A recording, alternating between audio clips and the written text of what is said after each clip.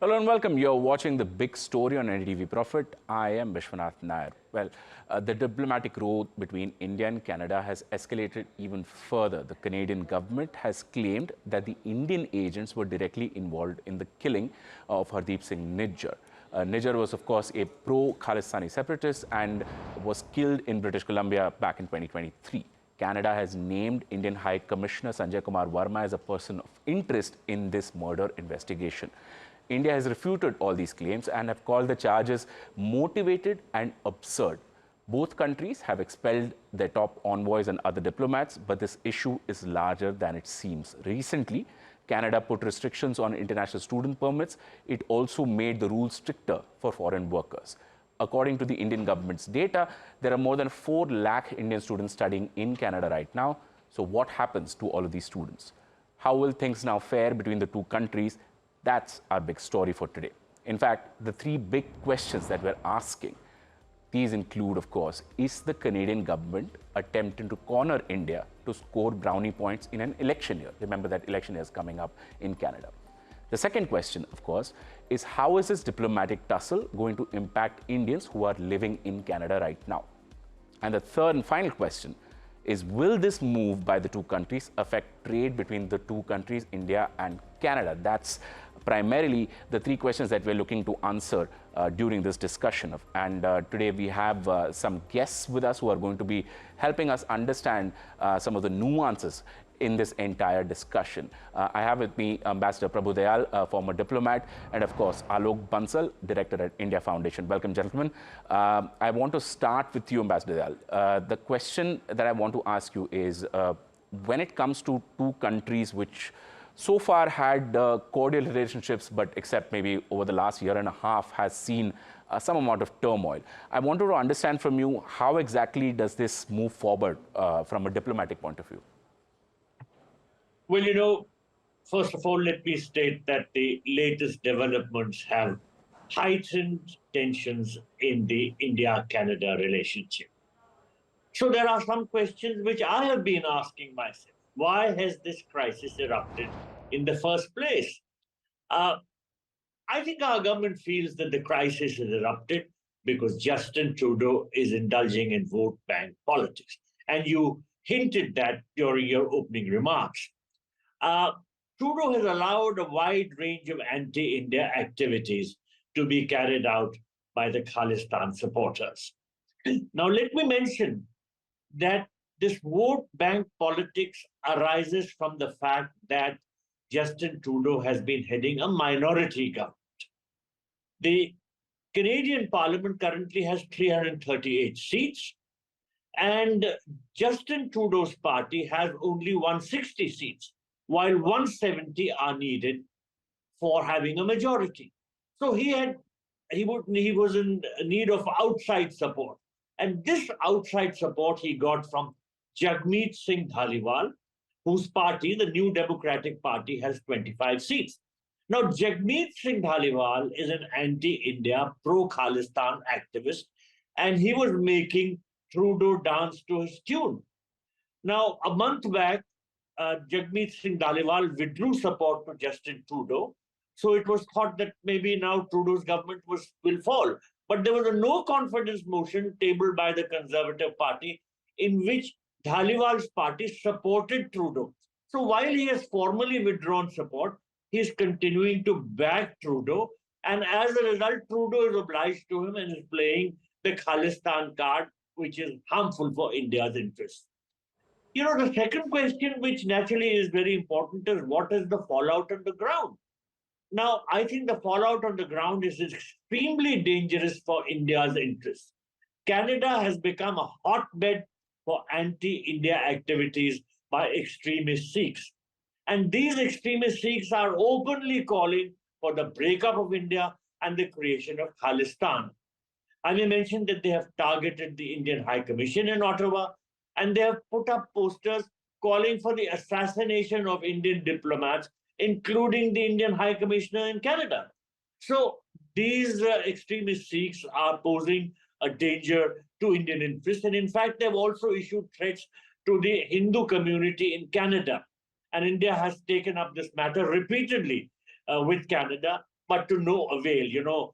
There have been continued Khalistani activities. I may mention that on 28th April this year, Pro-Khalistan slogans were shouted at an event in Toronto, which was attended by Prime Minister Justin Trudeau.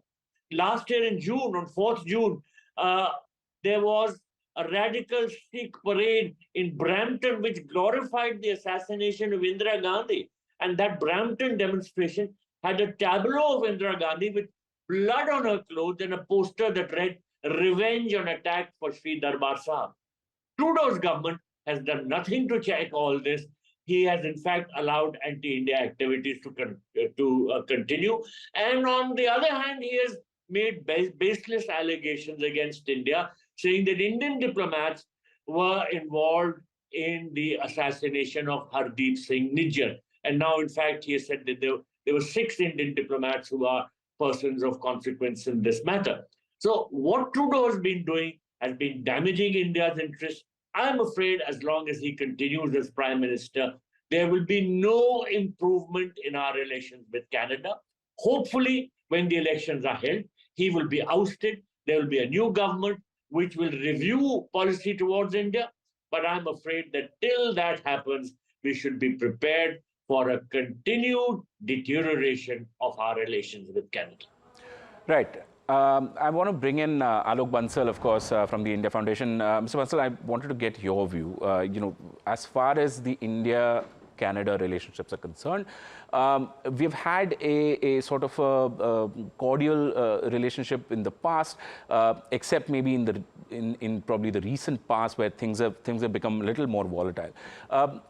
As as two friendly nations, two countries which are sort of very prominent in bilateral relationships, what is this? This kind of a diplomatic row lead to, as far as two countries are concerned? Yeah, I'll try and answer all 3 questions that you have raised. Firstly, Sure. we need to understand why this spat. And as rightly brought out by Ambassador Prabhu Dayal, there is a domestic consideration, as he rightly pointed out. Jagmeet Singh's New Democratic Party's outside support has actually sustained Trudeau in government. And Jagmeet Singh, as you know, in the past had opposed Kamal Nath's visit to Canada when Kamal Nath was the Commerce Minister. So he has very strong ties with Khalistanis, which go back decades.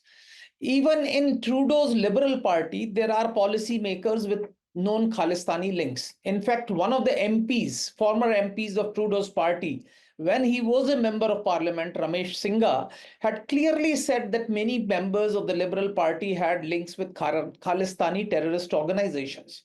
And at that point of time also, rather than Trudeau or Liberal Party taking action against these elements, they had actually thrown Ramesh Singh out of the party and suspended him. So that has been the case. So they have actually been hobnobbing with the Khalistani terrorists for a very long time. Even to date, Emperor Kanishka's blowing up over Atlantic. The main perpetrators are walking free in Canada.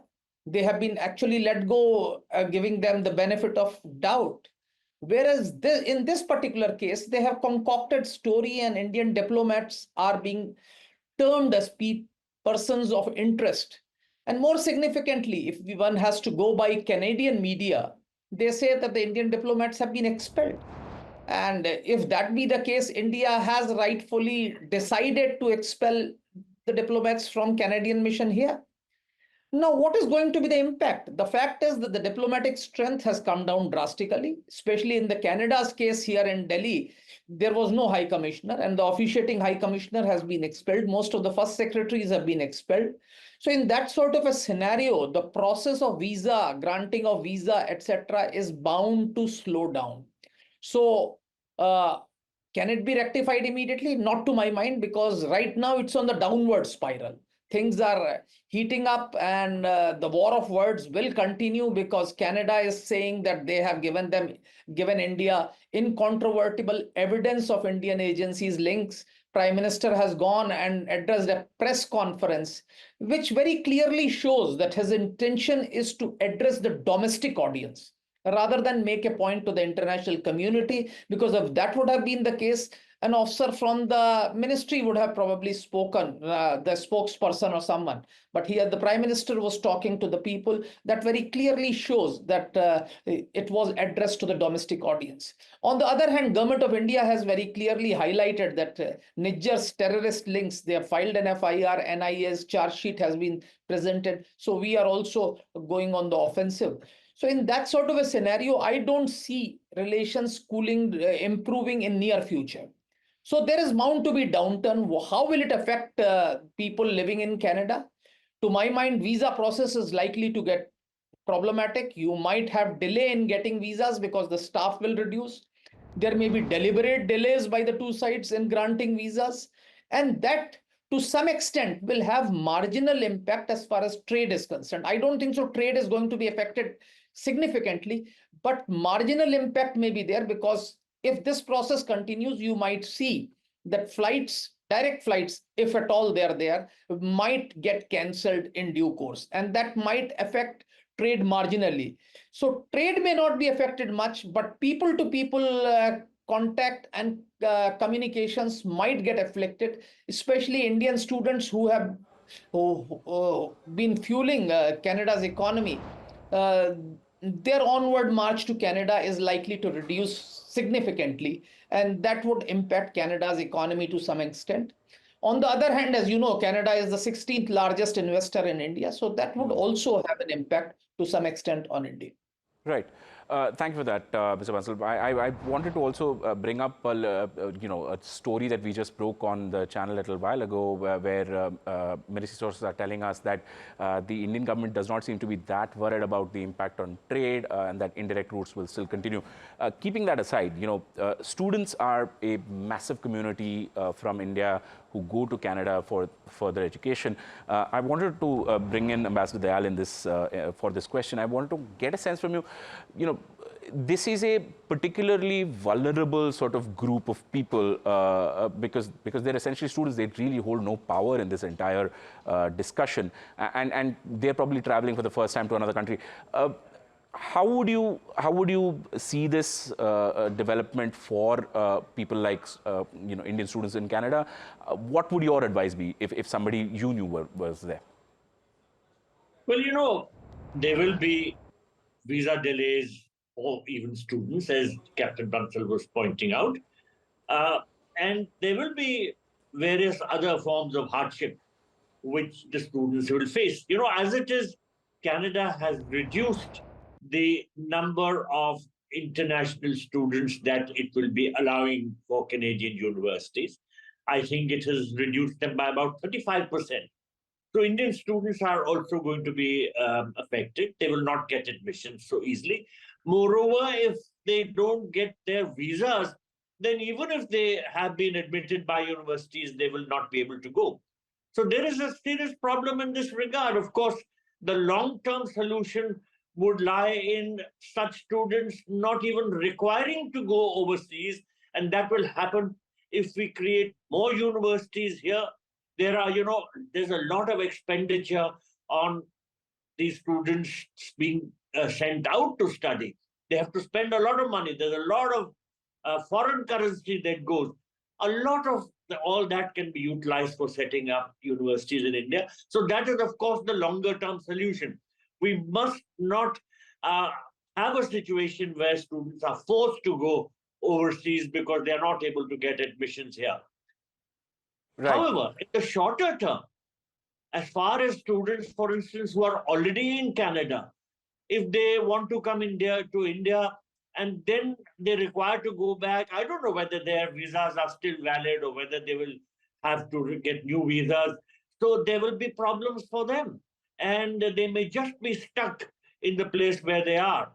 So there is a serious problem on account of the student population. I may mention that Canada has profited a lot from the Indian student community because they have been providing a lot of finance into this system. They don't go there for free. They pay heavy fees. And that fee component goes to the Canadian side. So we have been enriching Canada through the student community, which is going to Canada every year. And I don't think that the Canadians would stand to gain if there is a stoppage of Indian students into Canada. But nonetheless, at the moment, the problem is going to be very serious.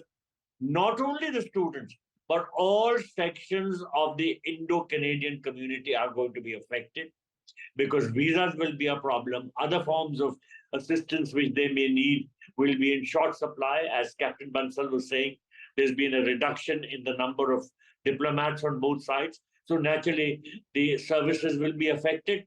So this matter needs to be sorted out, but it will not be sorted out during Trudeau's regime simply because he is playing to a different agenda, and that agenda is vote bank politics, for which he needs the support of the extremist Khalistani Sikhs.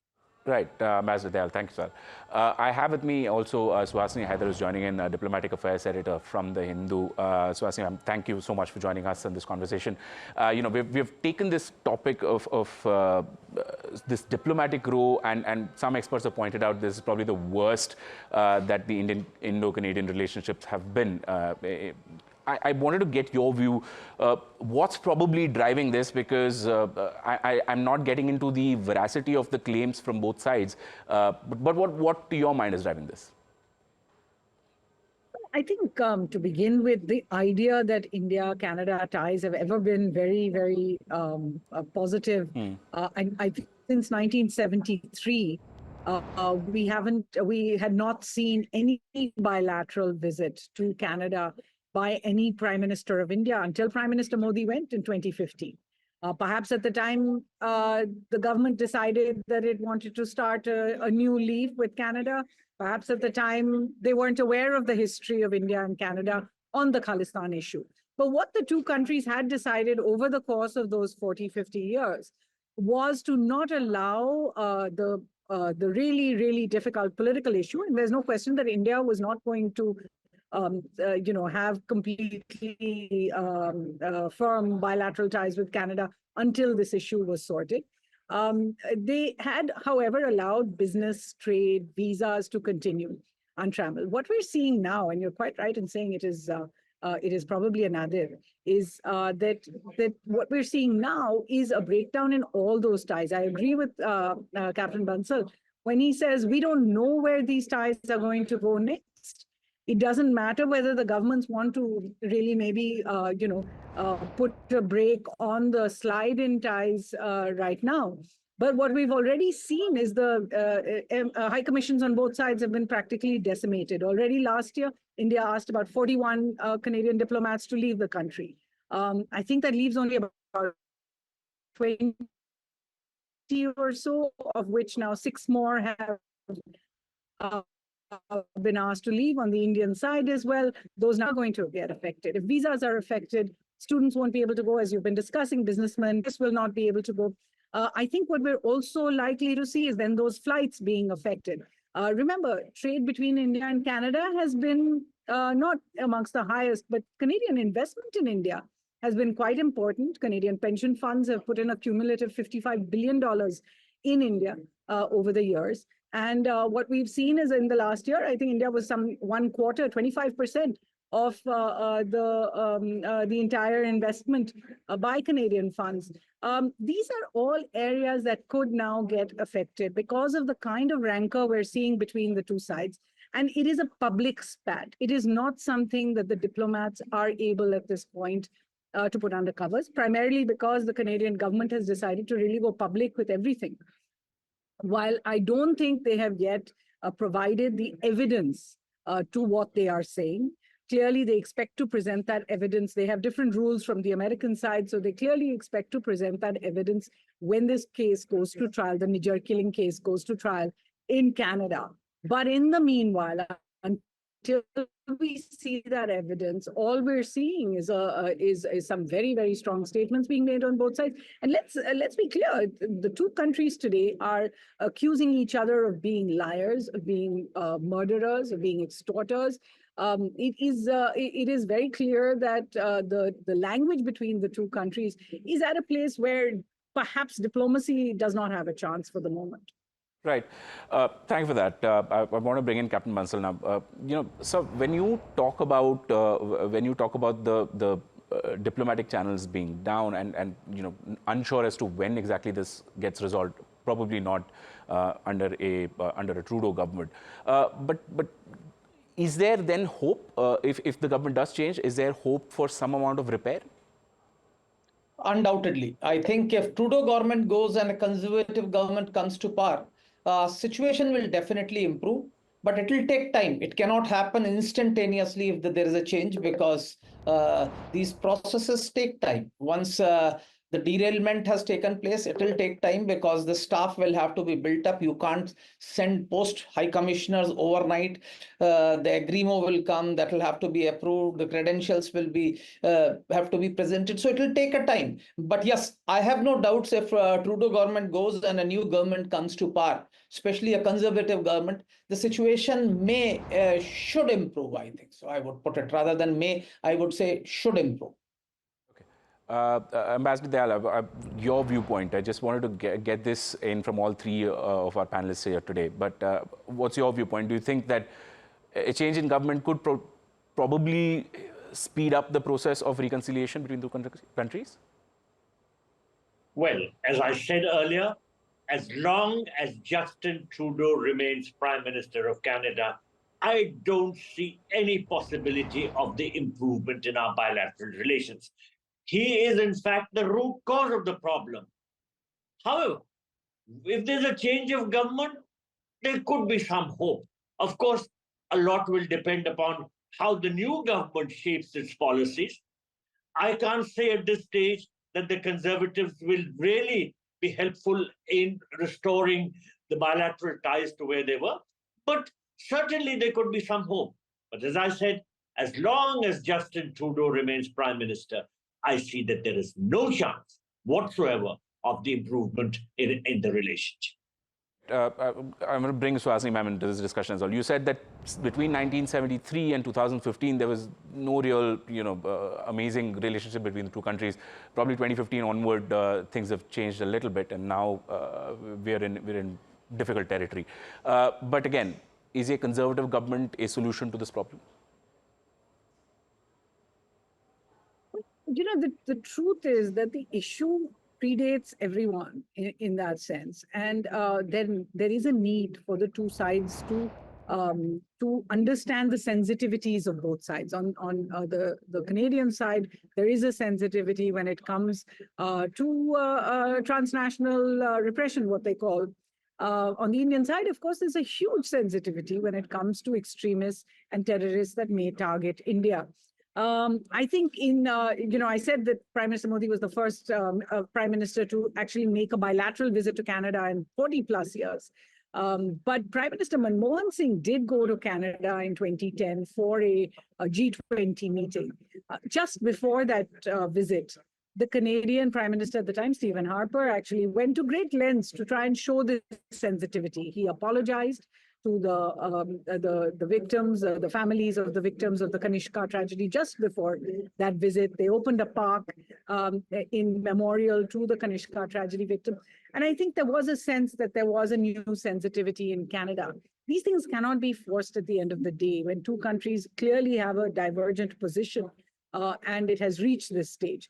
I think what is also important is to understand that India's position on the Canadian charges versus India's position on the US charges seem to be completely divergent. While India has completely rejected the Canadian charges, said there is not a shred of evidence there, it is clear that India is accepting the American charges have some merit. India has set up a high-level panel, sent that panel to the US as of today, and is trying to take those charges very seriously. Given the connections between the two, and given the fact that it is the US charge sheet that also indicates that there is some links in the alleged plot that they have said to target Khalistani activists in the US, to the plot to target Khalistani activists in Canada. Given that, I think even on the Indian side, there needs to be some kind of understanding that that it's difficult to treat both those two countries as completely separate. We know that the US and Canada are close neighbors. We also know that they're all part of the Five Eyes network. So the idea that we will be able to deal with one without dealing with the other, or will be able to completely sideline the other, I think is something worth revisiting. Ambassador Dayal, from a diplomat's lens, how do you see the ability of a government to sort of openly discuss these issues, or get into Canada's obviously being very public with the way that they're dealing with this issue? Can the Indian government also, or Indian diplomatic community also afford to be as open or as candid? What do you mean? Of course, India has been very open about discussing this matter. We have time and again told the Canadians that they should come and sit with us. And if they have any credible allegations, then they should let us know what those allegations are. It is the Canadians who keep saying publicly that they have shared with India the allegations, while India has categorically refuted the Canadian position. So we are very open as regards our position is concerned. It's just that the Canadians are being extremely double-faced about it. Captain Bansel, your viewpoint, I just wanted to get a sense from you, the diplomatic response to these issues and your view on what that looks like and what could probably be done better. See, India's response is for international community, so we are giving a professional response by MEA spokesperson and the people from the ministry. Canadian response is for the domestic audience. And as a result, Prime Minister is doing a press conference and making statements because he's trying to reach out to his vote bank. His whole process of this particular thing is to preserve his seat, to remain in chair, and to garner support from those Khalistani elements.